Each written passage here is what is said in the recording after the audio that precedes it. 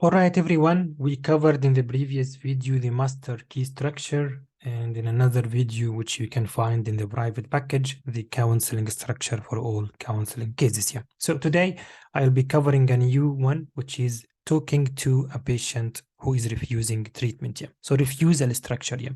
You will face a lot of opportunities where the patient is refusing something.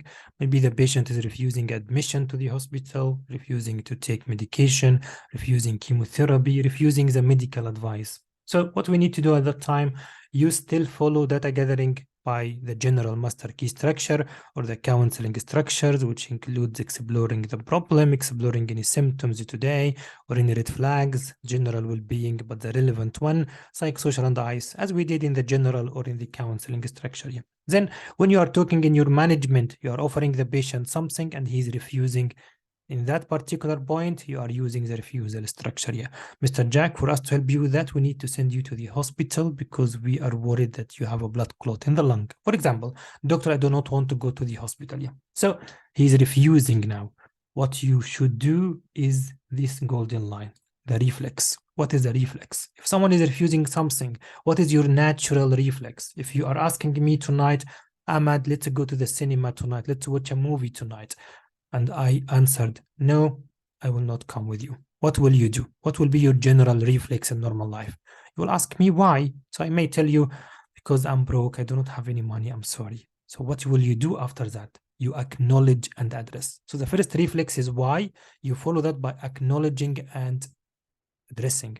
I can imagine how finances can be difficult this year, Ahmed. But I have a free ticket. Would you like to use it then? Would you come then? So what I did now, I acknowledged the problem and I found a solution for it. So this is what we do in the exam as well. The same mindset. So the patient is refusing something. I do not want to take the tablet. I do not want to go for the operation. I do not want admission. I do not want chemotherapy or medication, whatever. You are asking the patient at that point, why? So you start with why, exploring. Mr. Jack may ask you why you do not want to take the medicine. Then the patient will answer you, doctor, this is a rat poison. I do not want to take warfarin because it's a rat poison. What would you do after that? You acknowledge and address. The golden line. Mr. Jack, I can imagine that must be scary. That must be scary to think about it in this way. However, Mr. Jack, let me reassure you that warfarin is not a rat poison. I understand it was used before in different composition to poison rat. However, in medicine, we are using it in safe concentrations, in safe composition, and it was tested on millions of people and it was found to be safe. So what I did here, I acknowledged what was the problem for him and I addressed it back. So for example, why you do not want to go to the hospital, Amy? Doctor, because I have a child to look after. You acknowledge that. I can imagine that must be difficult for you indeed. What do you think? Can you maybe talk to your partner to look after her? Do you have any friend or neighbor who can take care of your child while being in hospital? You are offering solution. So this is the key point at the end of the day. You ask why, you acknowledge and address. If you do that, you then recheck with the patient. Ahmad, will you come to the cinema then? Because you addressed my concern and you gave me a free ticket. Do you remember?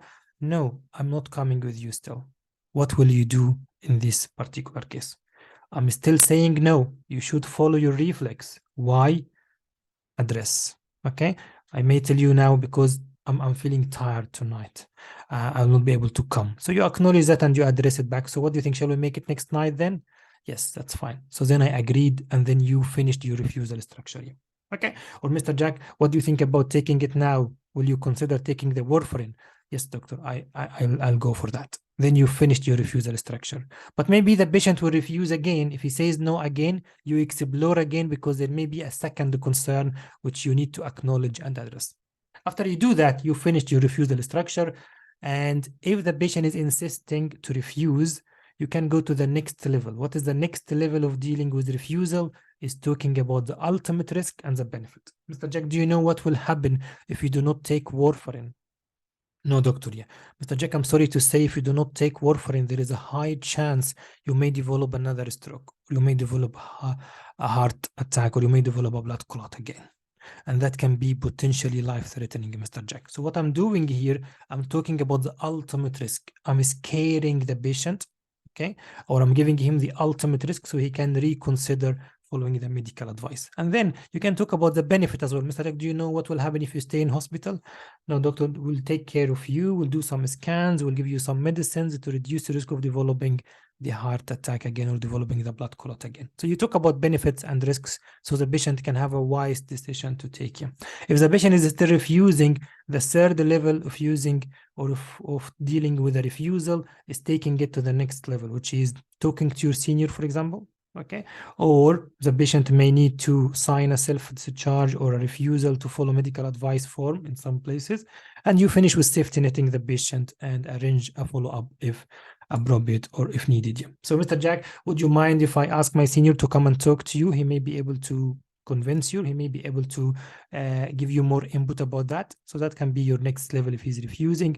And indeed, if the patient is refusing something, you always need to respect that, Mr. Jack. We totally understand your decision and you have every right to refuse, but we would strongly advise you to reconsider thinking about it. And if you change your mind at any time, please always feel free to call us back or to contact your GP or to seek help again. So this is how to finish it very nicely. So let's revise again the refusal structure. It's only one key line I would like you to know here, which is why, acknowledge and address. Why you do not want to come to the cinema. I do not have money. Acknowledge that and address that. Doctor, it's a rat poison. I'm worried about bleeding. Acknowledge that and address that. Mr. Jack will be following you up regularly. We'll do regular blood tests to check how much warfarin you have in your blood or how thin is your blood to make sure we reduce the risk of having any side effects such as bleeding. So you acknowledge and address. What do you do after that? You recheck again to make sure he agrees now. If he doesn't, then you can ask why. If there is another concern, acknowledge and address again. If there is no more concerns, you can go to the next level, second level of refusal, which is the ultimate risk and the benefit. If he agrees, you finished your station.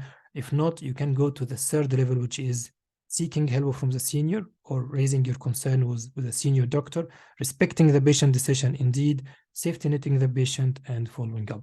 This is the refusal structure, and it's very simple, and you can do that in our usual structure, but you add it in your management part. I hope you found it useful. If you would like to join the Mind Maps package, which includes all cases, more than 400 in Mind Maps with other playlists as well as you can see in the image, feel free to contact me on that number on the WhatsApp group or Telegram, and you will find my group links in the description. You are very welcome to join to get more free updates here. Thank you, everyone, and I wish for you the best of luck. You deserve 12 out of 12. Thank you.